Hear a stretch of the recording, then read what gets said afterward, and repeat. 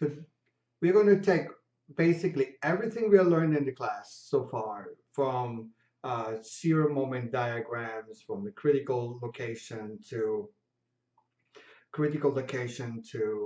beam stresses, stator stress, and put it all together in a one realistic problem. And the problem is about a machine, a design shaft. We want to design the shaft, and to design it, we want to identify the critical location of it. So let's go ahead and see this example. Um, so in this particular example, and you can pause. This is again part of my notes. You can pause. You can look for my notes, the online version of the notes, and this is the example 5.5 on page 356. From this particular example, this design shaft somehow reduces to this. These are the real actual loads acting on it after we replace everything. And these are the reaction loads are given in blue, and the other ones are actually applied load. And what you ask in this problem is to identify which is the design point. So to do the design point, the first part we have to do in this problem is to identify what is the critical location in X. To identify my critical location in X, I need to do 3 section cuts, right? Because I got 1 discontinuity, 2 discontinuities. So there's a section cut, and a section cut. I need to draw my shear moment diagrams, which I did this for you. And the shear moment diagram looks like this. Now, the goal of this exercise is not to show you how to find the shear moment diagram, but rather than keep moving forward. However, in this particular example, when we are doing this, this is what the shear moment diagram, all the load diagrams look like. Sorry, you got NXX, VY, MZZ, and MXX. So one of the things that we can immediately realize is the location where I want the moment to be maximum. This is the location of moment maximum, and so is the torque. But it happens on this side, happens on 5 plus. Now on 5 minus, yeah, this value remains the same, but my torque value is 0, whereas here the torque value is 1,000. So this is a location of maximum torque. And I really don't need these that much, but however, if you look at it, I still have some value there, and my axial load is also maximum. You could make the argument and say, hey, 10 plus also seems to be a possibility, because I have maximum, as you can see, you can say I have maximum shear here in the positive sense. So this could be critical, and this may not be that maximum, but maybe compensated by that. In the example in my notes, online version of the notes, I actually checked it and was able to show that indeed that's not the critical location. So for this example, I'm going to just limit myself and say this is the critical location in X. So X critical is 5 plus.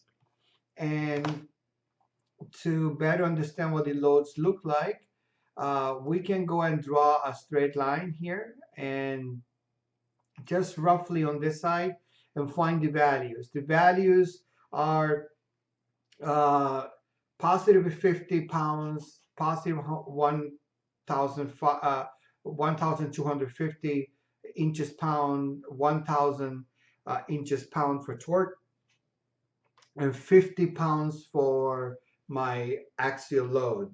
So these are the loads acting on this cross section. So the next thing I need to do is I need to find my sectional properties to find my dimensions. So to do that, we can see that the problem that we have is a solid circle. And the problem does say that the circle has 1 inch, is 1 inch diameter. So you can see that your Z value from here your z is equal to pi d cube over 32. This is a very good number to memorize, especially for shaft analysis. It's always the same number, and it becomes very handy and very useful. So if we plug in the numbers here, 1 inch cube divided by 32, you will see that you get a value of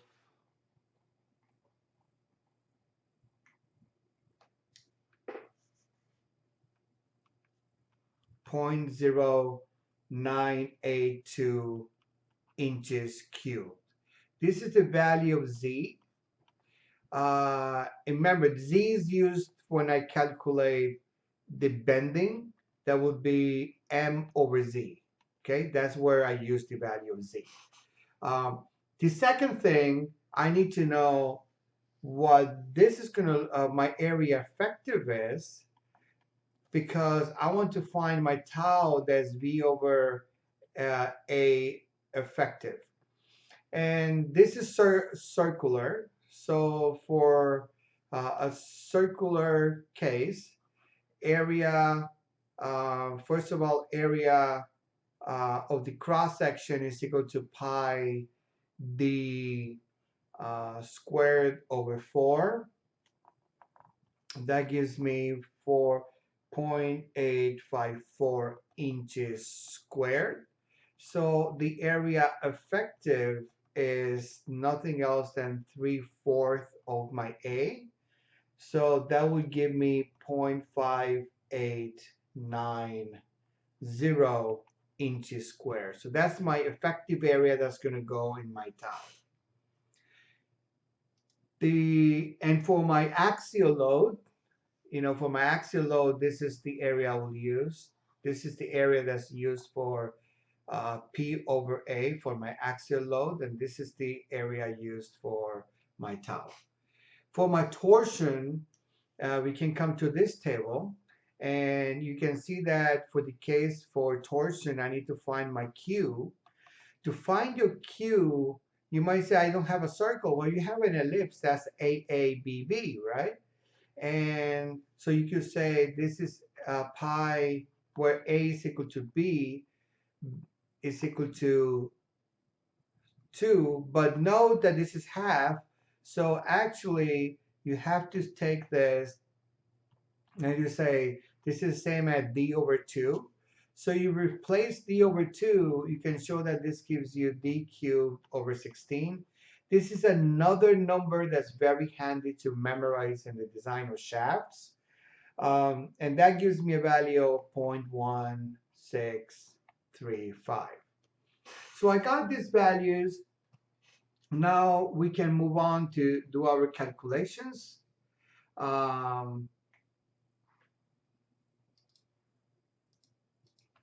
So before we start anything, let's calculate all the stresses. The stresses for my bending, we know that it's going to act in the x-axis and it's going to be B. It's going to be m over z, okay, where your m is equal to 1250 and your z is equal to 0.0982.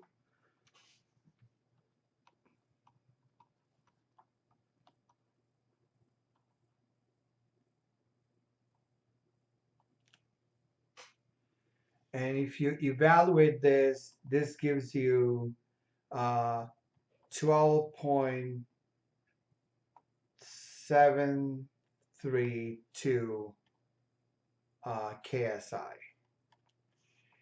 If I calculate what my axial load is, this would be NXX divided by A. This was 50. Again, comes from here. They have the value of 50. And my area is 0.7854. 0.7854. And I get a value of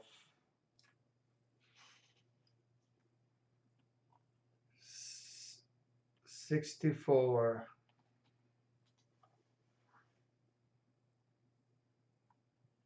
63.662 KSI.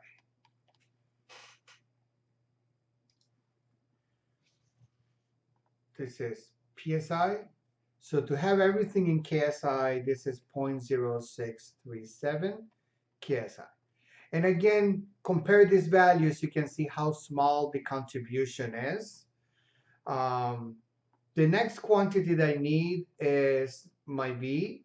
We will worry about the subscript later, and that will give you the value Vy of area effective.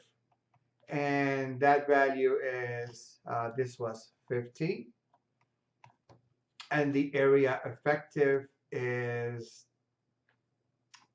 0.589, 0.589, and you get a value of 0.0849 KSI. Again, see the contribution of the shear is very, very small. And then we can also calculate the torque, T over Q. Torque was 1,000. Again, comes from this value, is 1,000. And it's the value of Q is 1964.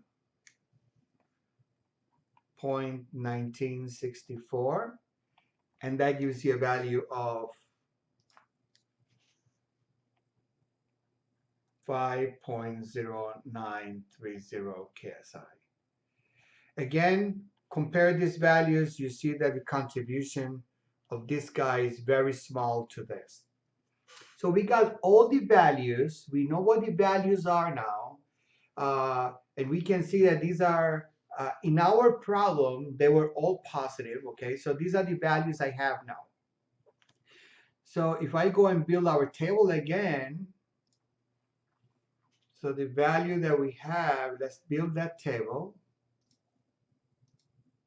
So we're going to start building the table where this is your point A.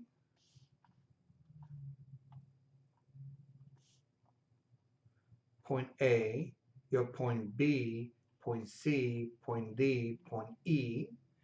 And we're going to start with your axial load. For the axial load, again, it's all positive. Since it's all positive values, then what's going to happen is the value of the axial load is all positive.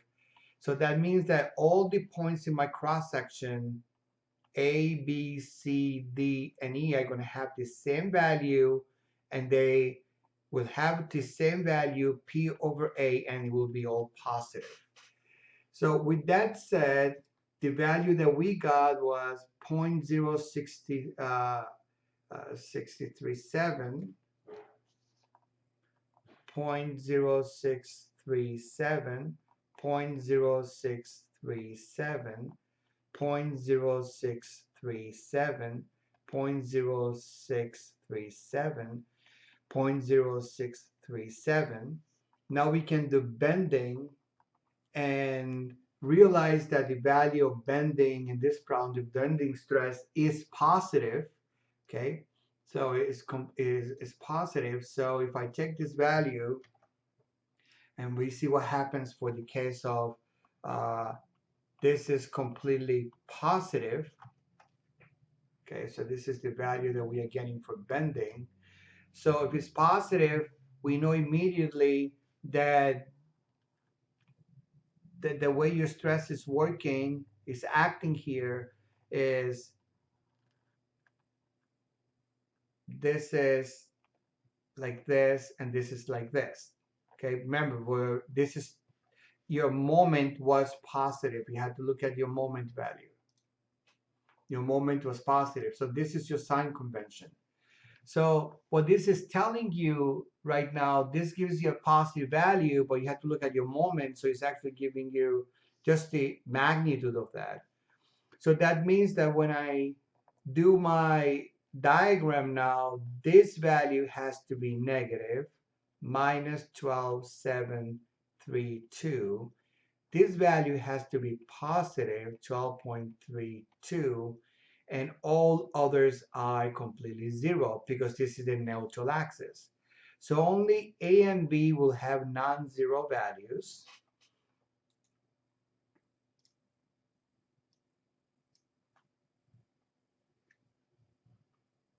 So it's 12.732 negative. This is zero. These are all zero values, and this is positive 12.732. The next item that we're going to look at is shear, the shear load. So for the shear load, note that the value of shear was positive in this sense. So if I do my cross section is A, B, C, D, I have E, and then your load is acting always in the same direction of this load. The stress will be in the same direction. So it's acting in the X plane in the Y direction, and it's due to B. And the value of my stress will be is 0.0849. 0.0849 had to be zero at the upper and the lower fibers. So if I replace that in my equations now,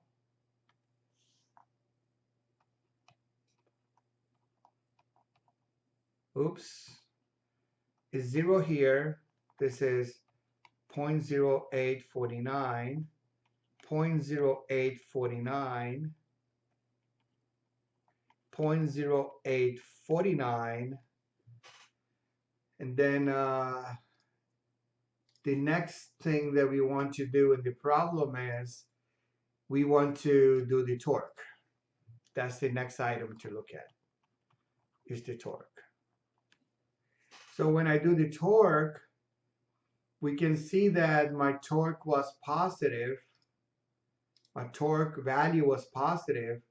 So I have to draw this circle looking at front, A, B, C, D, E, and you can see that it's positive. So you can immediately see what's happening here. Here, this is going in this direction. This is coming in this direction because it's a torque. Think about like a couple that's actually making this spin, and this is completely zero there. So here, the value of my torque was, we just calculated this, 0.39 is 5.039.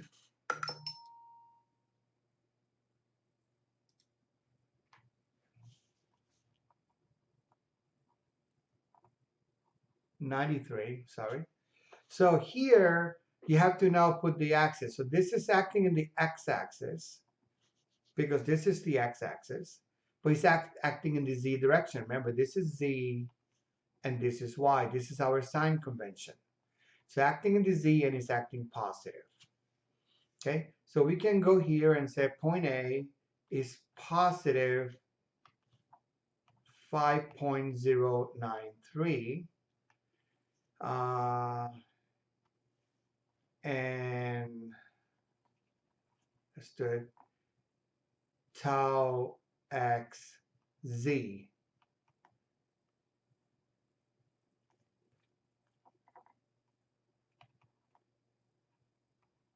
Okay, so if I go to this point, it's acting in the x plane, but it's acting now in the y direction, and it has a minus sign. You can see it, right? Because this y is positive upwards, this is negative.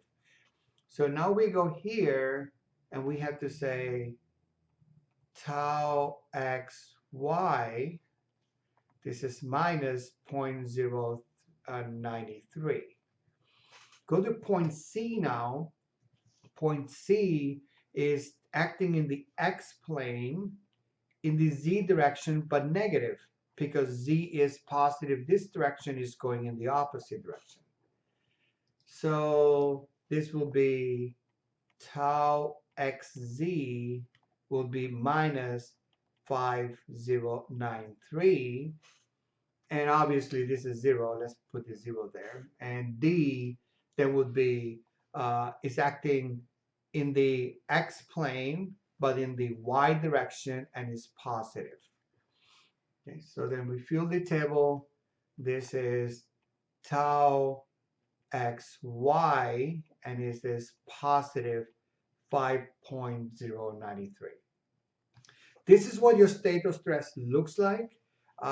This is xy, this is xy, this is xy, and these obviously are sigma xx, and remember, they get added up. Okay, so now you want to build your state of stress. All you have to do is take these numbers, you add them up, and you build the state of stress. Like for instance, for this particular case, your state of stress of A would be 0.0637 minus 12.332. That's bending. XX. I don't have nothing here. This is 5.093. Everything else is 0. 5.093. And you can see that almost every point I get the point acts like a plane stress problem, right? You can see it's all zeros. Typically, that's the behavior you're going to get. Let's look at this point. At this point, then here it's kind of the same as this one. You're just adding these values. So 0 is minus 5.09 minus 5.09, 0, 0, 0, 0.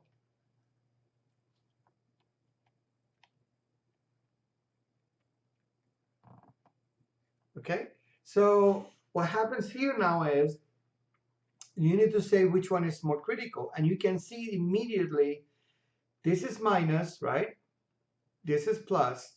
So what's happening here is here you're subtracting, here you are adding. The minus doesn't matter here because they are separate identity. You're not adding or subtracting. So at the end of the day, these are independent from each other. So this becomes the critical point. This will be the critical point in the problem. Remember, it's always driven by torque and bending. Okay, that's what's the most important thing in the problem.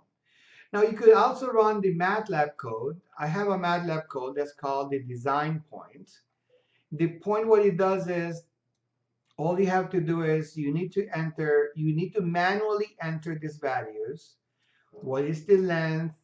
What is your Q? What is your A? You need to enter these values. This value you have to manually enter. Then just write your shear moment diagrams, what they look like. You probably have that copy paste from your previous homework. So these are the shear moment, these are the load diagrams for this problem. And then rest of it, you just run the code. Okay, so if you run it, it's going to ask you, as usual, the system of units. Let's say KSI, that's what we are working with. And it's kind of neat what the code does. I don't want to go over that. Just give me a sec.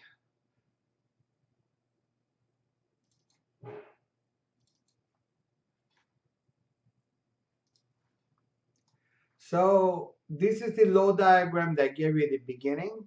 That's what I use. It gives you the load diagram, but it gives you something very interesting and very handy for you to use. Getting lost here. It gives you something, a file called the critical stresses. The critical stresses basically are the maximal stress, the minimum principal stress, the von Mises stress, and the maximum shear stress. This is your, I think I got this, swipe that while we fix it. Um, so what you're really doing here is you can see that if you're going to choose the critical location, and this is point A, point B, point C, and point D, you're finding the principal stresses for each one of those cases.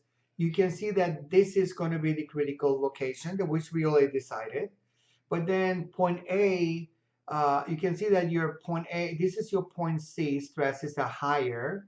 Then the stress distribution across your entire domain for your point B, D, and C are over here. So you know that this is still the most critical one. Okay, so according to my maximum stresses, point C is critical.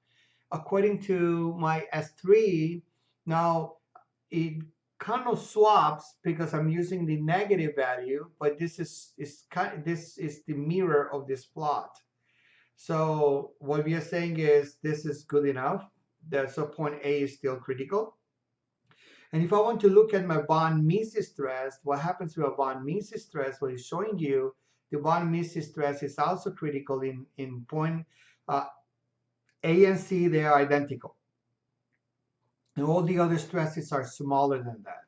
If I'm going to look at my maximum shear stress, the maximum shear stress tells me, what it shows me is that point A and C also have the same shear distribution. So indeed, point C, our assumption of choosing point C is correct, and that's what the plot tells you. So what I'm expecting for you to do for your homework from now on, I'm expecting you to do is try to understand what is going on, do it manually, and then run the plot and compare your answers. And that's why you should merge. Okay, this concludes your discussion for example number 1.